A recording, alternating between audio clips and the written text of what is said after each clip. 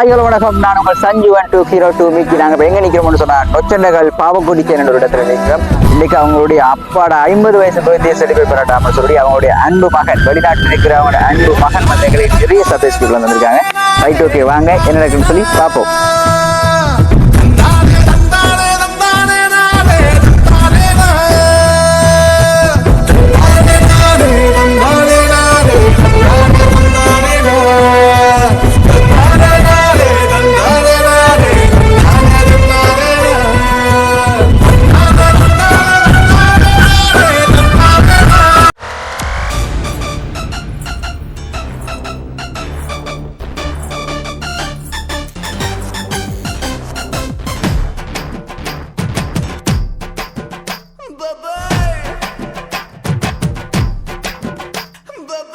ரக்கமா ராக்கு ராக்கு நெஞ்சுக்குள்ள rocket, டக்கமா dog dog ஆட்டத்துல wicket. ரக்கமா ராக்கு ராக்கு நெஞ்சுக்குள்ள rocket, டக்கமா dog dog ஆட்டத்துல wicket. என்னையா சொல்ல வர எப்பவும் தொல்ல கர இல்லாத என் இடுப்பில் எங்க நீயும் கிள்ள வர.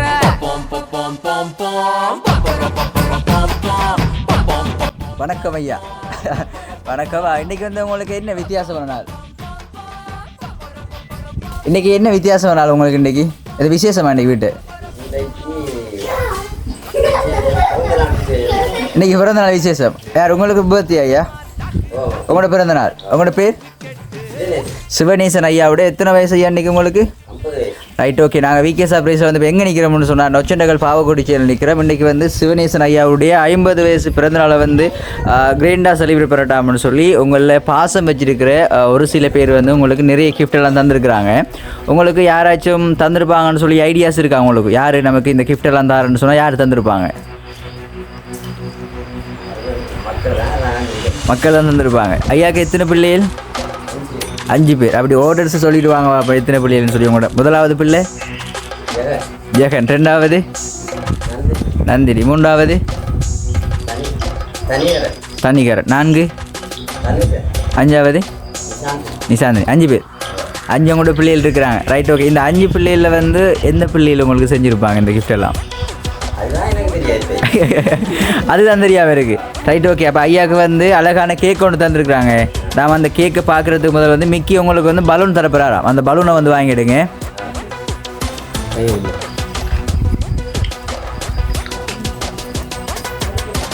Right, okay. நாங்கள் விகே சர்ப்ரைஸ் சார்பாக வந்து அப்பாவுக்கு வந்து இனிய பிறந்தநாள் நல்வாழ்த்துக்களை வந்து நாங்கள் தெரிவித்துக்கொள்கிறோம். Right, okay. உங்களோட பர்த்டே செலிப்ரேட் பண்ணடாமனு சொல்லி எங்களுக்கு நிறைய கிஃப்ட் எல்லாம் தந்திருக்காங்கன்னு சொல்லியிருக்கோம் நாங்கள். அதில் உங்களுக்கு ஒரு அழகான கேக் கொண்டு தந்திருக்காங்க. நாம் அந்த கேக்கை பார்த்துட்டு யார் ஐயாவுக்கு இந்த சர்ப்ரைஸ் கிஃப்ட் எல்லாம் தந்திருப்பாங்கன்னு சொல்லி நம்ம கண்டுபிடிப்போம். சரிங்களா ஐயா?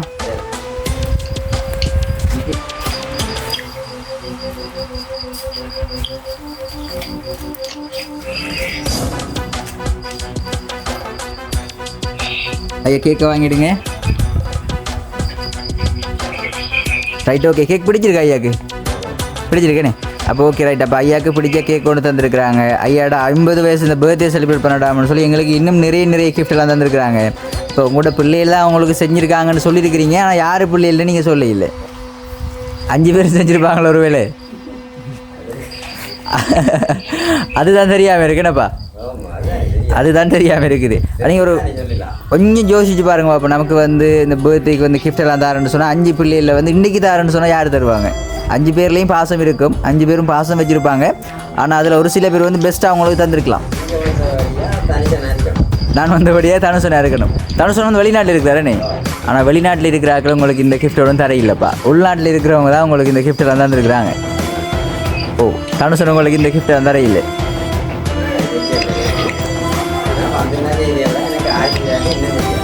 இன்னும் தெரியாது, கண்டுபிடிக்கலாம் இருக்குது.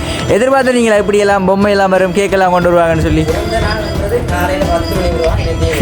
10 மணிக்கு வருவான்னு தெரியும். ஞாபகம் வச்சுக்கொள்ள. அப்போ இன்றைக்கி ஐயா சந்தோஷமாக தான் இருக்கி. Right, okay. அப்போ உங்களுக்கு இன்னும் நிறைய கிஃப்டெல்லாம் தந்துருக்குறாங்க. நம்ம ஒரு கிஃப்டாக பார்ப்போமேனே.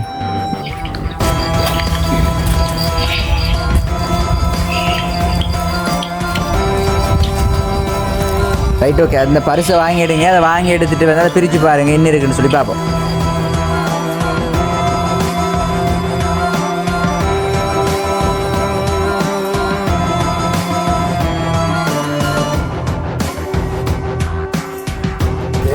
சேட்டு இருக்கா? உங்களுக்கு பிடிச்ச கலர் அது? அப்போ போட்டுற கலர் தானே, நீல கலர் தானேப்பா? அப்போ பிடிச்ச கலர் தானே உங்களுக்கு? Right okay. அப்போ அப்பாவுக்கு பிடிச்ச மாதிரி கேக் தந்துருக்குறாங்க, அப்பாவுக்கு பிடிச்ச கலரில் சேட்டு ஒன்று தந்திருக்காங்க. ஆனால் நீங்கள் பிள்ளைகள் தான் உங்களுக்கு இந்த பரிசெல்லாம் தந்திருக்காங்கன்னு சொல்கிறீங்க. ஆனால் உங்களோட பிள்ளைகள் தான் தந்திருக்காங்க ஒருவேளை. ஆனால் உங்களோட பிள்ளைகள எந்த பிள்ளை தந்திருக்குன்னு சொல்லி நீங்கள் இப்போ கண்டுபிடிக்கணும். யார் உங்களை அதிகமாக பாசம் வச்சுருக்கிற பிள்ளை யாராக இருக்கும்? அதை கண்டுபிடிக்கல. ஏன்னா எல்லாருக்கும் பாசம் தான். அது சரி. 5 பேர் தான் இருக்கிறாங்க. பார்த்தது இல்லை. 5 பேரையும் சமமாக தான் பார்க்குறீங்க. 5 பேர் செய்கிறடாப்ப சேர்ந்து தான் செஞ்சுருக்கணும். வேறு தனி ஒரு ஆள் செய்கிறடா வாய்ப்பு இல்லை. ஆனால் உங்களோட பிள்ளைகளோட சேர்ந்து வெளியிருக்காக்கள் ஒரு சில பேரும் செஞ்சுருக்கிறாங்க. உங்களோட பாசம் வச்சுருக்கிறவங்களா இருக்கிறாங்க. அப்படின்னா யாராக இருக்கும்? உங்களோட பிள்ளைகளை தவிர வேறு யாராக இருக்கும்? ஓ, வெளியேன்னு சொன்னால் உங்களை சுற்றி இருக்கிற ஆக்களாக இருக்கலாம். உங்களோட பிள்ளைகளை தவிர வேறு ஆக்கள். உங்களை பாசம் அண்ணனாக இருக்கலாம், அக்காவாக இருக்கலாம், தங்கச்சியாக இருக்கலாம், தம்பியாக இருக்கலாம், மருமகனாக கூட இருக்கலாம் சில டைம்களில். அதுதான் சரியான யோசனையாக இருக்குது இப்போ.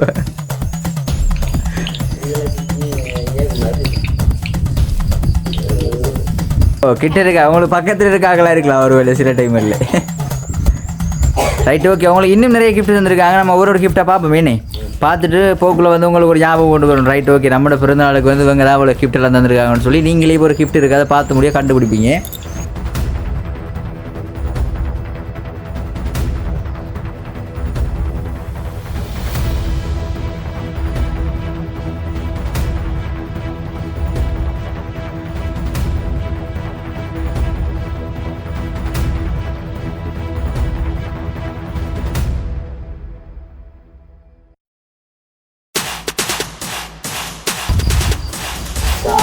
சார் ஒன்று தந்துருக்குறாங்க. Right okay. அப்போ அப்பாவுக்கு பிடிச்ச ஒரு கேக் ஒன்று தந்துருக்குறாங்க, ஒரு ஷர்ட் ஒன்று தந்துருக்குறாங்க, அதுக்கேற்ற மாதிரியான சரண் ஒன்று தந்துருக்குறாங்க.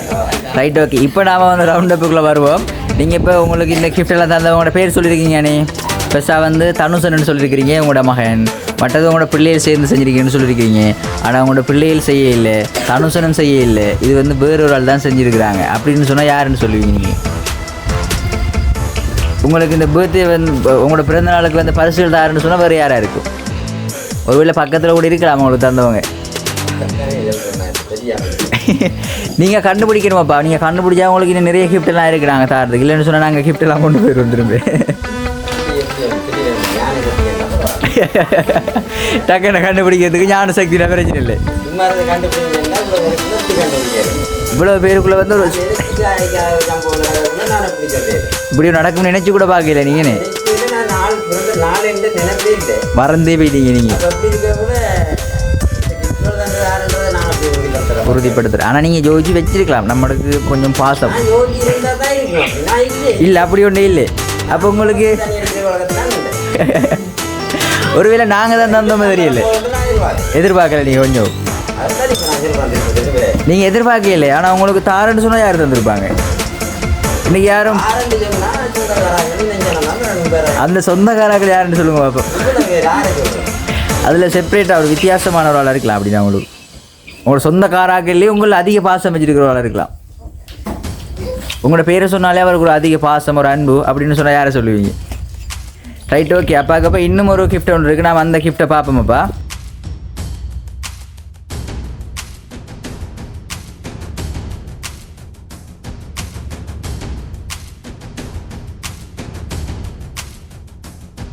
அப்படியே இல்லைங்க பார்ப்போம் எவ்வளோ வருதுன்னு பார்ப்போம்.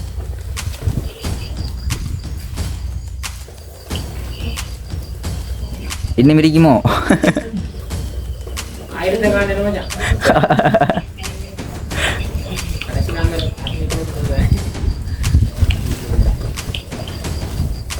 முடிஞ்சு போல.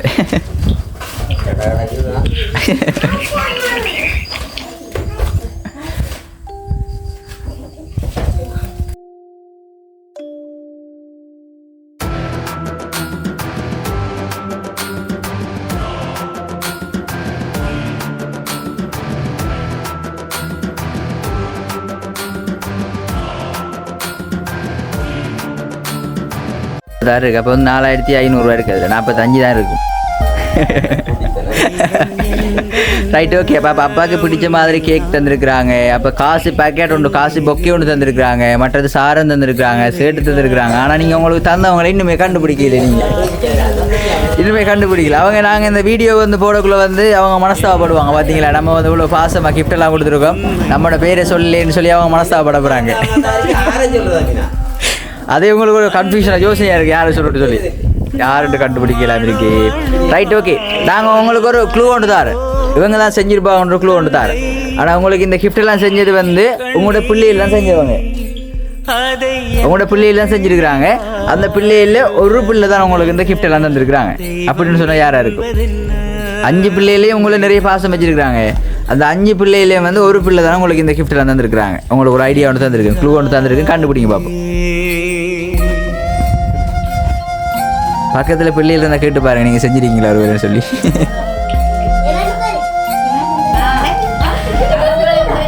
எனக்கு தெரியாதுடா. அப்போ நானும் இப்போ கேட்டு தான் கண்டுபிடிக்கணும் பாட்டு. 5 பேர்ல யாரா இருக்குமாப்பா? தந்தை தோளின் ஒரே யோசனையா இருக்கி 5 பேர்ல யாரை சொல்றாமே. Right okay. அப்போ அப்பாவுக்கு இன்னொரு கிஃப்ட் இருக்குது, ஃபைனல் கிஃப்ட் உண்டு. அந்த கிஃப்டையும் பார்த்துட்டு இப்போ அப்பாவே சொல்லுவார் நமக்கு யார் இந்த கிஃப்டெல்லாம் தந்துருப்பாங்கன்னு சொல்லி. சரியாப்பா? Right okay. முதல் 100 இடைவெளியே மழையினை போலேயே அவன் பாசம் தினம் ஈரம் சேர்க்கும்.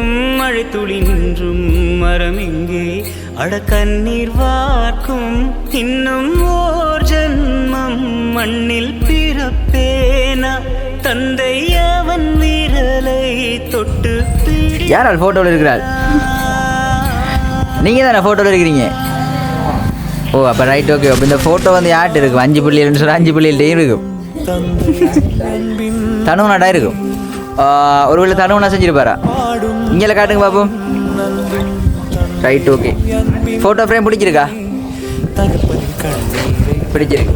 Right okay. இப்போ வந்து நாம் யார் இது தந்துருப்பாங்கன்னு சொல்லி நாம் கண்டுபிடிப்போம் இப்போ. Right okay. எங்களோட 5 பிள்ளைகளில் வந்து உங்களுக்கு எத்தனை படியன், எத்தனை பொம்பளை பிள்ளைகள்? Right okay. உங்களுக்கு ஃபைனல் க்ளூ கொண்டு தரேன். உங்களோட 2 மகளும் உங்களுக்கு தரையில். அந்த 3 படியனில் வந்து ஒரு படியன் தான் உங்களுக்கு இந்த கிஃப்ட்டில் தந்துருக்கார். உங்களோட அன்பு மகன் ஒரு ஆள் தான். யாருன்னு சொல்லி கண்டுபிடிங்க பாப்போம். நீங்கள் டக்குன்னு சொல்லுங்கள் பாப்போம். உங்களோட அன்பு மகன் ஒரு ஆள் தானே உங்களுக்கு இந்த கிஃப்ட்டில் தந்துருக்கார். தனுஷன் தான் இருப்பார். தனுஷன் எங்கே இருக்கிறார் இப்போ? வெளிநாட்டில். எந்த நாட்டில்? குவைத்தில் இருக்கிறாருன்னு. அப்போ ரைட். அப்பாவுக்கு இன்றைக்கி வந்து விஷ் பண்ணவரா தனுஷன்? பிறந்தநாள் வாழ்த்துக்கள் சொன்னவரா இன்றைக்கி? சொல்ல இல்லைனே. அப்போ நீங்கள் சொல்லலைன்னு போட்டு தான் இப்போ ஒருவேளை உங்களுக்கு சர்ப்ரைஸாக ரகசியமாக உங்களுக்கு இந்த கிஃப்டெல்லாம் செஞ்சுருக்காரோ? என்னென்னு தெரியல. தனுஷன் செஞ்சிருப்பாராப்பா? அவன் தான் செஞ்சுருக்க கூடும் போல என்னப்பா. Right okay. இந்த அப்பாவுடைய இந்த 50 வயசு பர்த்டே வந்து கிராண்டாக செலிப்ரேட் பண்ணட்டாம்னு சொல்லி எங்களுக்கு கிஃப்டெல்லாம் தந்தது வெளிநாட்டில் இருக்கிற உங்களோட அன்பு மகன் தான் உங்களுக்கு இந்த கிஃப்டெல்லாம் செய்ய சொல்லி தந்திருக்கிறார். அப்பா நீ சந்தோஷமா? ஃபுல் சந்தோஷமா? ஃபுல் ஹாப்பியா?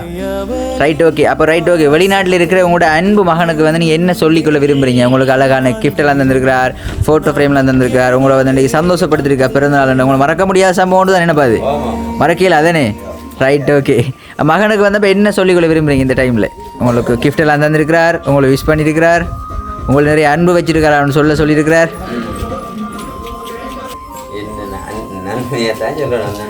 தான் செஞ்சிருக்காரு. நான் சொல்லாமலே செஞ்சிருக்கேன்.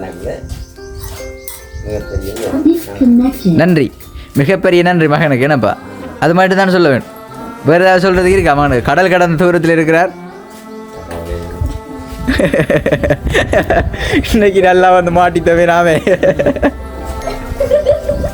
Right okay. பிகே சர்ப்ரைஸ் சார்பாக வந்து அப்பாவுக்கு நாங்கள் மீண்டும் பிறந்தநாள் நாள் வாழ்த்துக்களை வந்து தெரிவித்துக் கொள்கிறோம். மீண்டும் பிகே சர்ப்ரைஸில் உங்களை சந்திக்கும் வரை உங்களிடம் வந்து விடைபெறும் நாங்கள் சஞ்சுவன் கினோட்டு மிக்கி. தாலாட்டு பாடும் தாயின் அன்பும் தந்தை அன்பின் பின்னே தகப்பனின் கண்ணீரை கண்டோர் இல்லை. தந்தை சொல்மிக்க மந்திரம் இல்லை. என் உயிரணுவில் வர முன்னுயிரல்லவா மண்ணில் வந்த நான் உன் நகலல்லவா காயங்கள் கண்ட பின்பே உன்னை கண்டே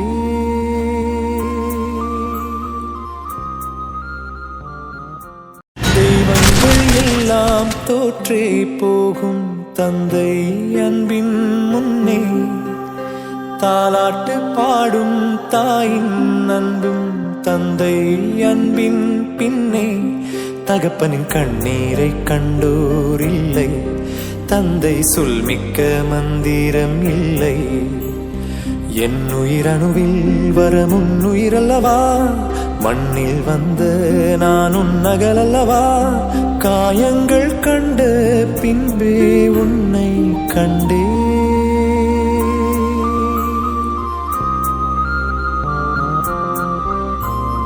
தெய்வங்கள் எல்லாம் தோற்றே போகும் தந்தை அன்பின் முன்னே தாலாட்டு பாடும் தாயின் அன்பும் தந்தை அன்பின் பின்னே